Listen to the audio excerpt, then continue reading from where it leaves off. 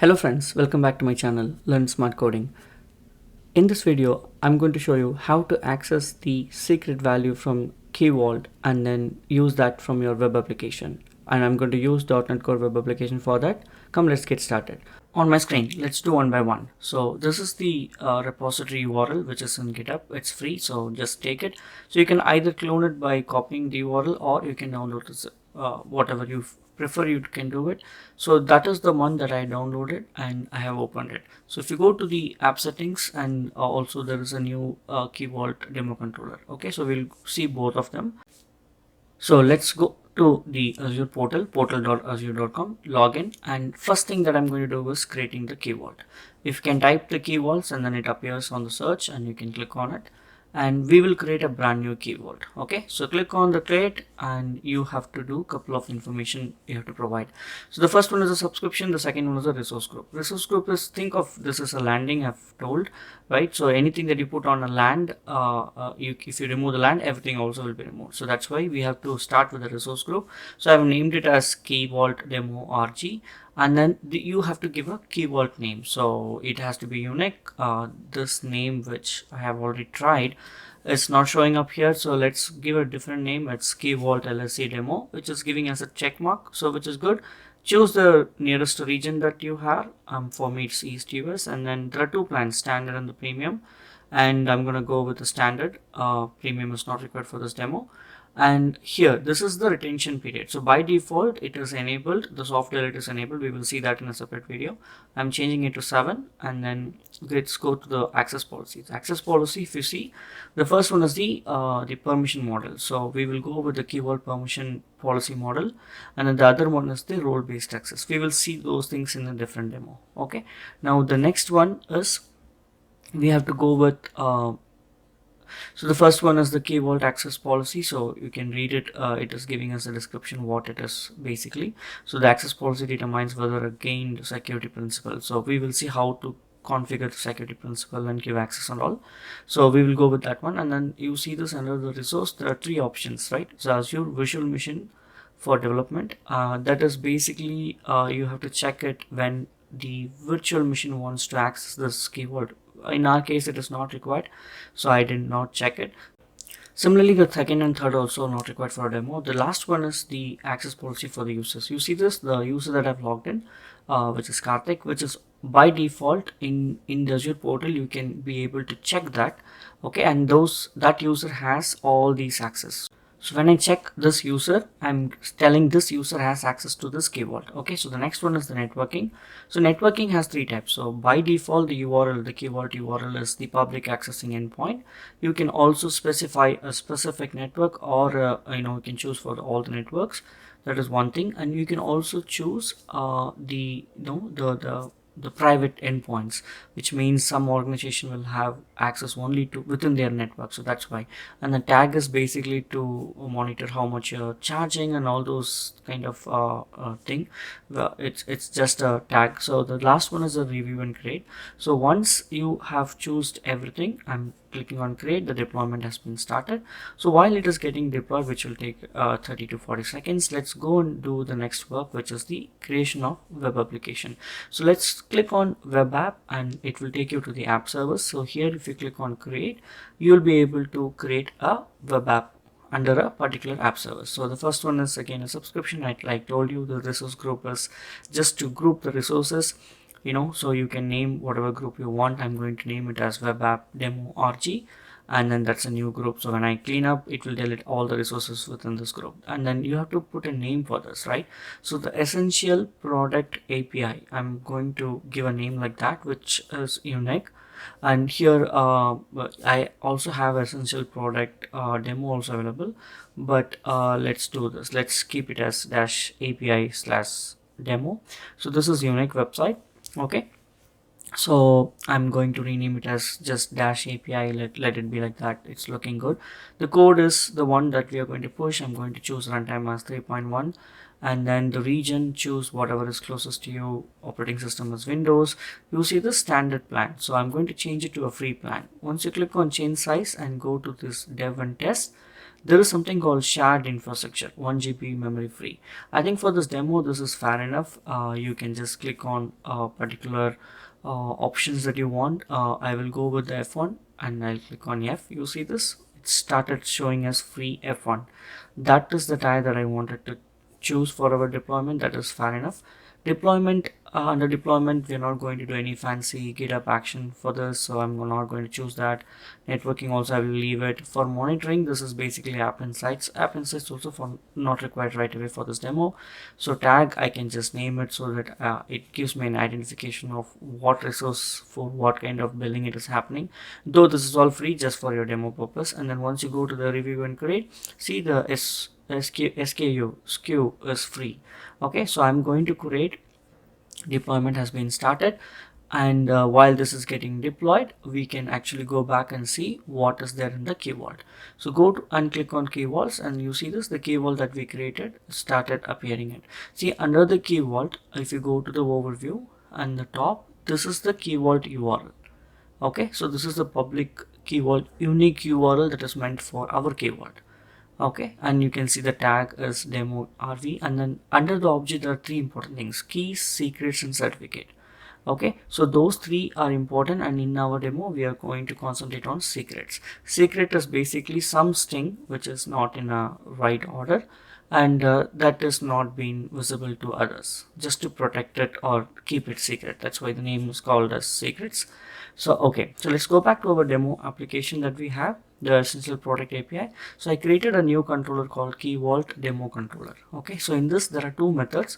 One is to access the secret from the key vault using our .NET code, and then the second one is through using the key vault reference. So let's go to the property. You see this, these properties that I'm highlighting, those are the four properties that is there in my app setting, which means when I deploy, it will be used from here. And if I have these properties under the configuration of the web app, which we will see shortly, the application will start looking for the data and it will replace these value from there. Okay, so those are the four properties, and at the end we also have a connection string. So we will also see in the next video how to put this real connection string in the key vault and then access it. Okay, so now what I'm going to do is I'm going to go to secret, click on the generate, and see how to create a secret. So the name is the one which is the identifier. So give a unique name, and that is unique for our key vault. So I'm going to give us my color. That is the name of the secret, and the secret value is the one which is kept secret. Okay, so I'm going to give a name which is blue. Okay, and then you see the set activation date. If you enable this, it will allow you to choose a date from when this secret has to be activated and when it has to be expired. So let's keep it simple. I'm just going to create on create it created. If you go inside, you see the current version. Every time you have a secret saved, there will be a version added to it, even if it is first time. Okay, so that version I copied, and I'm going to keep it here as a secret version, and the secret name is our my color. We don't know the value. Okay, value is the one that we are going to read it through our .NET Core application. And if I go here, you see this is the secret identifier. So it follows the URL / secret followed by the secret name followed by the version number. Keep this in mind. I will tell you why this is important. Okay, I can also see the data here which is showing us blue. All right, let's go back. This is the secret that I have it in my secret. I mean, in the key vault there is a secret under which I have a secret. Good. So let's go back to application. What we are going to do in the application is you have to first install in the application. You have to first install two NuGet packages. Okay, so if you right click on the NuGet packages, you need to install two things. One is the Azure identity, and then the other one is the secret, the key vault secret. Okay, so if you go to project, there are two things. Azure.identity is a package. The other one is Azure security.keyvault.secret. Okay, this is only for secret. We need these two identities. Azure identity is required for us to access the using managed entity. We'll be able to access it. That's why we need these two packages. And if I just enlarge the first API that I have, you see this, those two are in, like, we have brought the namespaces here. Configuration.get section. Configuration is basically IO configuration. So it is trying to read the information from our app settings. So it will read this URL, we'll put it into one of the property of our model, and then using secret client, I'm going to initiate the URL, and by using default Azure credential, which means this is called managed identity. It will be based on the login that you are doing on the Visual Studio. So here in my case it is Learn Smart Coding login. Okay, keep this in mind. And then the next one is we just pass along the secret name and the secret version. So when you access this client dot get secret async, you have to pass two things: the secret name and the version. Version will always be unique for every time that you save. So in our case there was only one version, so this is the name and this is the version. These two also is read from here. Okay, so we will pass these two information and try to read the secret, and once we read the secret, we take the value dot value, which will give us the secret value, which is supposed to be blue. In local there is nothing, so we are going to run this application and see how this works and what happens if I try to run it. So I'm running it in local. You can see the URL, and when I execute it, it should ideally break. Let's put a breakpoint and see what happens. Okay, so the first one, we read the key, which is the URL, which is good, and then we are going to create an instance of that secret client, and now when we try to access, it will blow up, which is expected. Okay, don't worry, we'll tell you how to solve this. See, authentication failed. What it's trying to do is, because the application is running from a local, it is not authorized to access the key vault. Okay, I have not given any permission for this user in the key vault to access the key vault. That is the purpose of the key vault. No one can just go and access it. So what we are going to do is, we are going to deploy this application to our web app which we created and run it in the production, meaning run it in the real URL and see how to access the key vault. So go back to all resources, and this is the essential products dash APIs, the web app that I created. Under the configuration settings, right? So under the settings and the configuration, the first one is application settings. So in application setting, here the first four properties, right? The keyword URL, secret name, version, all these things can be added here. So I'm going to add the four properties that is there in the application settings into my application settings of my web app under the configuration. As I said, once we deploy our application, if these properties are not present in Azure configuration, then it will read it from the app settings that we have deployed in our application. Okay, if it has detected these exact properties under the configuration of our web app, then it will overwrite the data which is present here to our app settings. That's how it works. Okay, so I am going to place all the four properties. You see this: keyword URL, secret, the keyword the secret version, secret name, and all these three things I have put, and you can also see the values. Okay, so looking good. Right now we are just keeping it in our app service. Okay, so I'm going to open this application. I'm going to publish this application to the web app. So if you go here and click on the Azure and then the app service windows, once you log in here, you can see whatever we have it there, right? So the resource group, and I choose the web application that I have it there, and then if I go and click on publish, it is going to create a profile, and I will click on publish. It will build and successfully get published. Okay, so I'm gonna pause for a few seconds. Once this is deployed, it is ready for us for the continuation of our demo. So it's ready. I went to the Swagger URL. Now let's go and click on the same endpoint and see what happens. Right now we got the 200, but still there is an exception. It says shared token credential failed. It's not able to access. Even our web app is not able to access the key vault, which is also correct. So we are missing one important thing. So under the identity, under the settings, you need to go and click on the system assigned identity to on and save it. User assigned identity is another one which we will see in a different demo. The system assigned identity. So we are enabling the system identity from our web app, and then leave it there. Okay, so this configuration is done in the web app. Now let's see what happens. Okay, did we do anything to key vault yet? No, right? Which means the first step is done. Okay, so if you run it now, the system identity is there, and you see this. Now it did not get an exception. I mean, we did get an exception, but right now it is 403. This is a different error. This error is saying it's not able to do anything. It is forbidden. It access denied to access this key vault. So the important thing that we're missing is, let's go to this key vault and go under the access policy and create an access policy. You see this? Right now only the Karthik is having access. Now we are going to click on create, and you can see the key permission, secret permission, and certificate permission. In order for our web app to read, I'm going to just give the get and the list permission and go to the principal. In the select principal, you need to type your web app name here and select that. Okay, so basically if I type this essential, I got this, I selected this, which means now we are giving access to our web app to access the key vault secret with a get and a list permission. You see this? Under the application, our application is listed and it has access to get and list under the key permission and the secret permission. It has no access to certificate. Good. This is done. If I click, I started getting the value. Okay.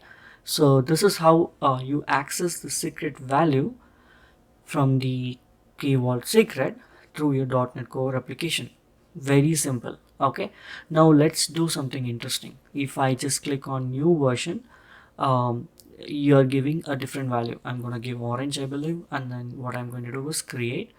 And then, like I said, every time you add, there will be a new version. The old version we have, the current version is a different ID. So I can copy this version, come back to our all resource and go to our the configuration of our web app. And once you go to the configuration of your web app, if you remember, there is a secret version that we have it here.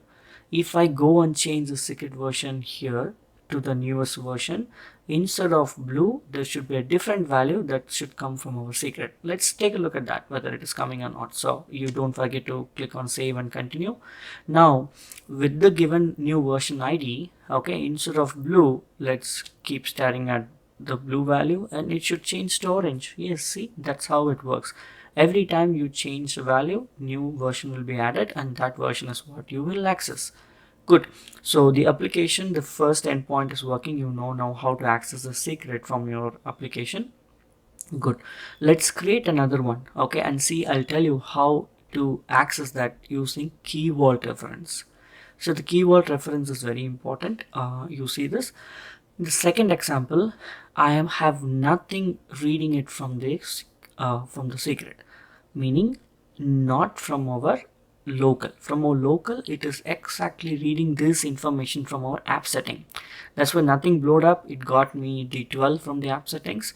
Now if I add the secret number property, okay, under this configuration, you come to the configuration, come under the application setting, click a secret number, and let's say 12345.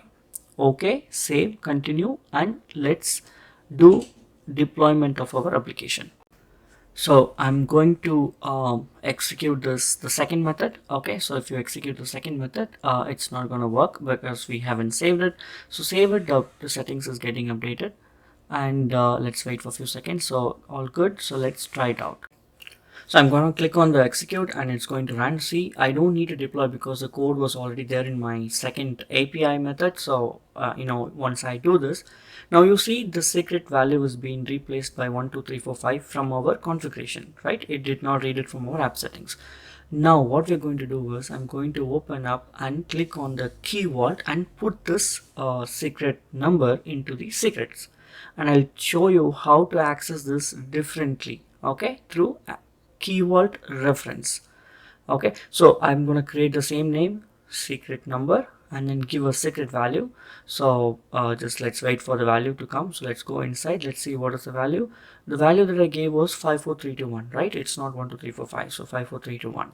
Now let's head back to our web app where we have configured this. So copy this. This will be used in a moment. Okay, so copy the secret identifier. Let's open up our application. Okay, let's go to this text file, the reference file. So there are two syntax. The syntax number one is we have to follow the syntax.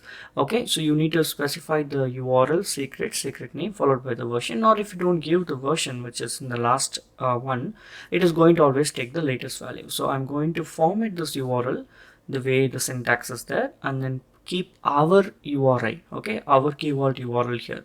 So let's copy this, let's remove the one which is in the demo and cut and put our stuff. Okay, so once we have this, I'm going to copy the complete one, go back to our web app under our Azure app service. Okay, so here instead of 12345, which we are going to put as our key vault reference. So once you put this key vault reference, okay, do a save and continue. It is saved. Now you remember our web app has access to key vault secret. That's why this URL, once you put this, okay, you will start seeing key vault reference. So right now our app settings value has been accessed from the key vault through this kind of a logic. Okay, so this is called managed identity. We are accessing the key vault, giving permission to our app server. See, 54321 came. Okay, so this way, right, you will start able to access the secrets from the key vault reference as well. Okay, through code as well you can do, through the key vault reference also you can do.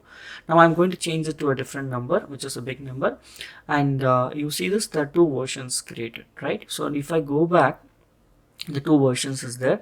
If I go back to our application, okay, we are going to remove the version number and see how that works. Okay, so I'm going to click on edit, remove the version. Like I said so many times in this video, if I don't provide the version number, it will always take the latest version. So do a save and continue. It's updating the settings. We should be good enough to try it out. So click on execute. At least 2 times it has to be there. So it is refreshing, right? So now it is going to access the secret, but it's a latest version. So instead of 54321, which is also coming from secret, now it will come as 1 2 3 4 5 6 7 8 9 and then 0. The big value that I gave is as a second value. Okay, so this is how you do, guys. So you know how to configure the key vault secret and give permission for your web app to access that, and you also know how to configure this from your code as well as from your directly from key vault reference. I hope you enjoyed this video. You learned something new. This is part of AZ-204 and also part of kind of 104. So try it out and let me know how it works. And if you have any questions, post in the comment section and I'll be happy to help you. Thank you. Thanks for watching. If you like my video, don't forget to subscribe my channel, like it, share it, comment it, and never forget to click on the bell icon.